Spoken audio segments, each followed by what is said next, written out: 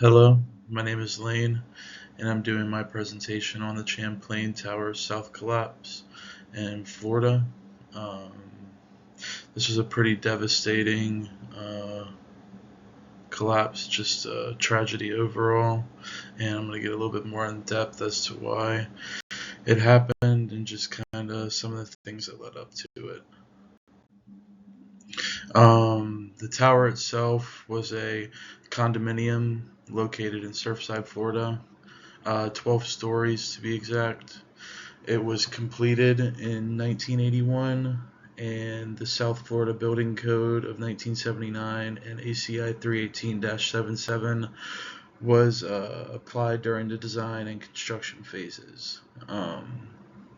It featured 136 units, lobby level and basement garage, and also a pool deck terrace. Overall located right in Miami, Florida, so pretty pretty nice place to be. Good weather. Just a general overview of the disaster. The building partially collapsed during the night of June 24th, 2021, approximately at 1:22 in the morning. So I couldn't have imagined being by the building, or let alone being waken up in the middle of the night hearing something like that. And unfortunately claimed the lives of 98 people and left 4 people critically injured, in case one of those people actually ended up passing away from their injuries. It was reviewed as one of the worst structural failures in U.S. history. And a couple of days after the incident occurred, NIST deployed a team of 6 scientists and engineers to collect information firsthand on the collapse and just kind of get a idea of what happened overall. This is just kind of a more in-depth picture of the collapse and just kind of the devastation it caused during that night. Ultimately, what led to the disaster was the significant design and construction flaws, the changes to the structure which undermined the integrity of the building itself, the inadequate design of the pool deck slab, particularly in terms of punching shear capacity. I'll get into that and kind of explain what punching shear capacity is overall and just the punching shear strength, but it also included a topping slab of varying thickness, sloped to the drain that wasn't originally shown on the construction/architectural plans, and just the long-term load effects played a huge role in concrete behavior at loads near the failure point. To the right is an image of one of the building elements that came from the collapse of the tower. And when they did a field survey back in 2018, it was studied and compared to the original plans when the building was completed in 1979, and it pointed to some distress in the pool deck at the base of the area on the south side of the midsection.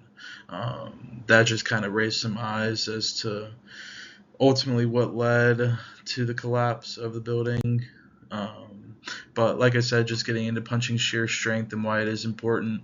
It is a critical aspect of structural engineering, particularly for reinforced concrete slabs and footings. Refers to the ability of a slab or footing to resist the shear forces generated by concentrated loads. And essential for the safety and stability of structures, as it prevents sudden failure that can occur when the force exceeds the material's capacity to resist the stress. So basically kind of meaning that when the load becomes too much, it just overall kind of collapses, and the failure can lead to the slab being pushed down or punched through under the column or load bearing point.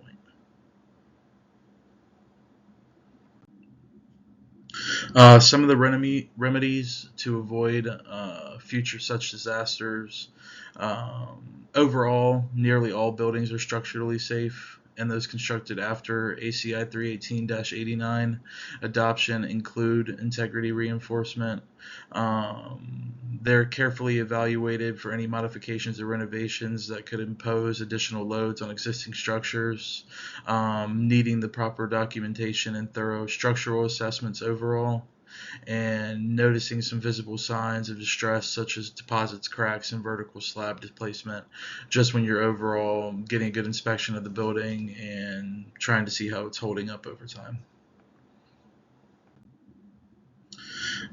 This event kind of changed the field of engineering quite a bit. Just two examples of other condominiums. One was the Riverview and Cambridge, and the Dockside in Charleston. They were both analyzed and evacuated due to severe punching shear strength deficiencies that were discovered.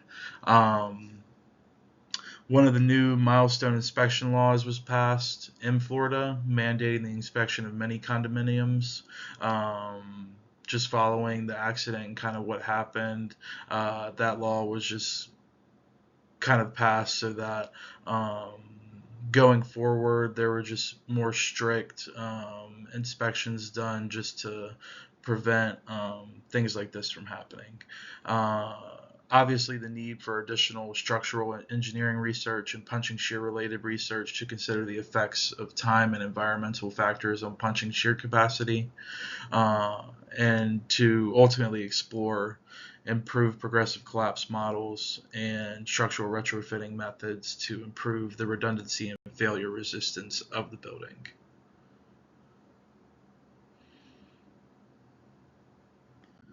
And then this will be my references, and we're excited towards everything that I do.